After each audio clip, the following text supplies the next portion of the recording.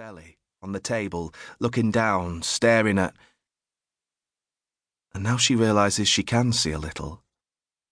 Darkness, shapes, soft edges and hard edges, and something just out of sight. The floor is moving. Snakes and eels wriggle beneath a thin carpet of leaves and paper and dirt. She blinks again, hard, eyelids pressed together like lips refusing the spoon. A fast, feathery panic flutters at her chest as she forces herself to see through the hallucinations and to focus on what is really there. A memory, sudden and vicious. The girls.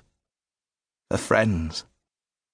Following the stranger, smoking his cigarettes, drinking his honeyed wine, tripping after him like ducklings after their mother, heads swimming with the sweet golden wine. There'd been a fire. Branches blackening around a small red-gold flame. They had danced and smoked and drank, and then he'd begun to tell them what he believed.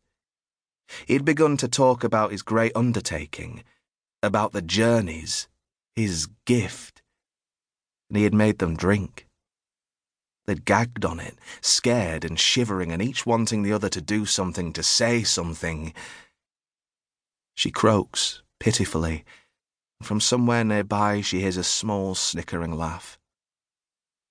She smells sweat, smells the high, keening song of earthy skin buffed with moss and wild garlic. She gasps as she feels the first of the small, cold objects being placed upon her back. She tries to buck backwards, but cannot seem to get her body to obey her commands. She feels insubstantial, floating like a kite above herself, the thread gossamer thin. She pictures them again, her friends, her best and only friends. There's an electrical charge within her, a copper wire inside her bones. For a moment she is a mosaic, a whole made up of a billion parts. Inside her skull, an orange glow like watching a bright sun through closed eyes. Again the sound of drums. Wood and leather, rhythmic and swift, split wood beating a thunderous pulse on a perfect circle of taut skin. She opens her eyes. They bulge like fish straining at the trawl. Through the haze she sees the earth below her begin to shift, opens her mouth and feels her tongue flop forward as the leaves and the stones and the broken twigs rise up, as if something is tunneling upwards out of the earth. She tries to rise.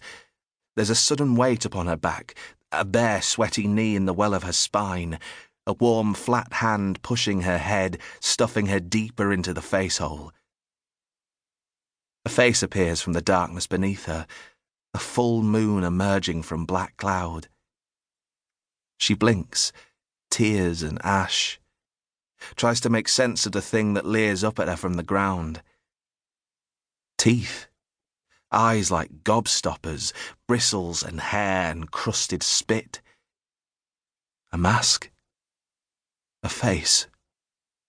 It's all leather and pig flesh, a mess of tusks and furrowed snout, the whole stained a dark tobacco brown. She thinks of bog bodies. Beneath, the ground bulges, rises, stones tumbling down, the stench of turned earth and bad meat rushing up to fill her nose, her mouth. She stares into the eyes of the thing beneath the table. The thing that has lain in wait, submerged in the warm, wet earth. She glimpses dark, wrinkled skin. She opens her mouth and sees the grotesque, porcine face extend its tusks in mimicry. She sees the face beneath, the one that peers out through the open mouth of the boar. Sees eyes she recognizes, in a face she has smiled into 1,000 times.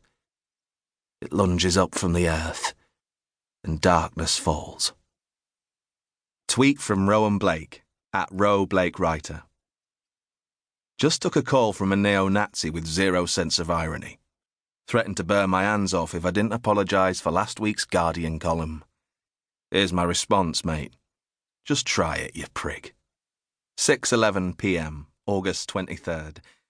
19 retweets.